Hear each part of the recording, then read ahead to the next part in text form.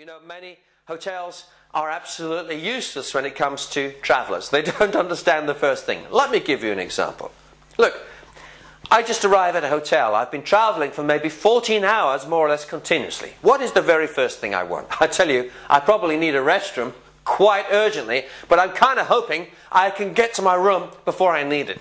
And so there I am in the checkout, and every second counts. I'm tired, my blood glucose is low, I haven't eaten any food for hours, I'm thirsty, I need a restroom, I need to get my email, there's a conference call that I'm nearly going to be late for if I'm not in my room in the next 5 minutes.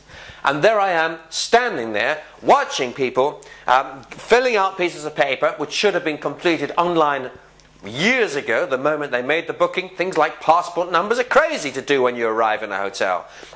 And anyway, shouldn't that kind of stuff be standardized or available online now in some fixed way within the database of the hotel system? And often it's not.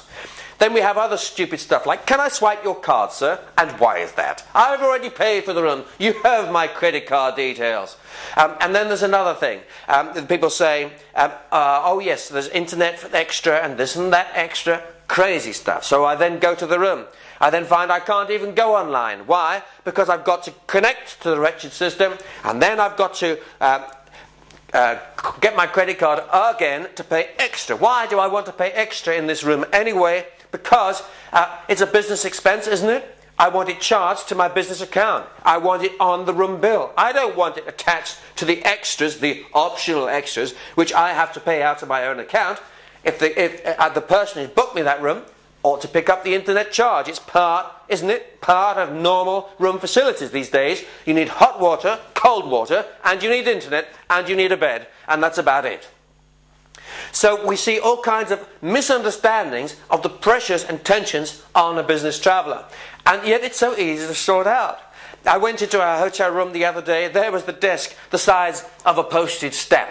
There was no room for more than half of a computer. And by the way, what is the desk full of? Rubbish. Pieces of paper, brochures about a city I haven't got time to see, the stuff for room service. Well, that's useful, but actually it doesn't need to occupy 3/4 of this tiny desk.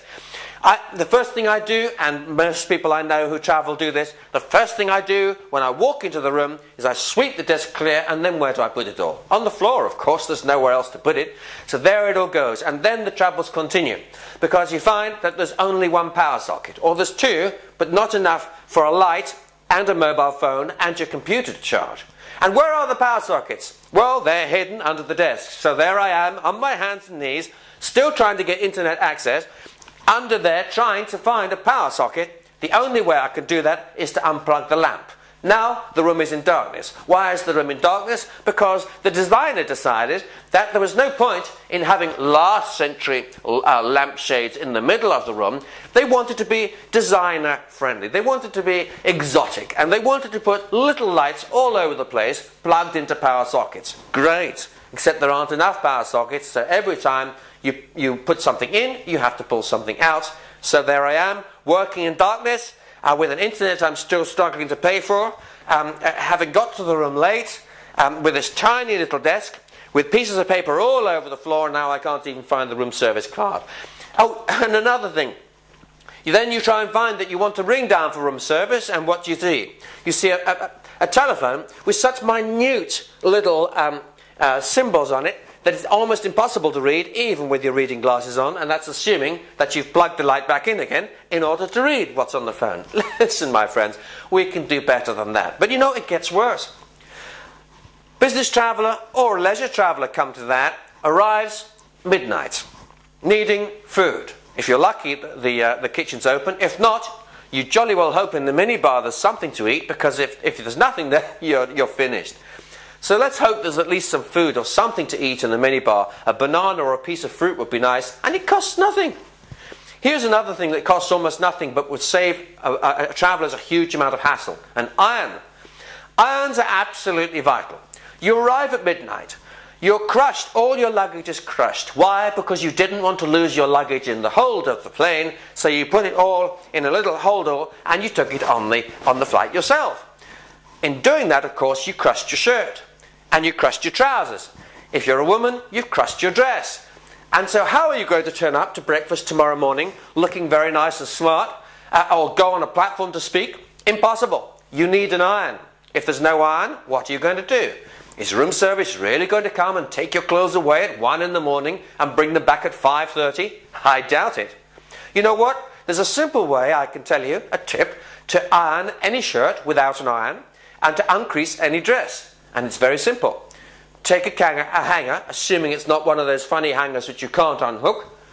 Put what it is that you want to iron on the hanger. Hang it up in the shower. Turn the shower on full blast and leave it there for a full 45 minutes until the whole place is dripping wet with steam and water, and then your clothes will be nicely ironed. What a crazy thing it is not to have an iron. Oh, and another thing, let's at least make sure that there's a knife and a fork in the room. Why is that? Because veteran travellers get tired of room service. They also get very tired of other bits and pieces that they get along the way. And it's quite nice sometimes to just turn up in a room with a piece of bread and a piece of cheese and an apple or something else that you've bought yourself, and to be able to cut it up with a knife and a plate. So let's look at simple things which make a lot of difference to people.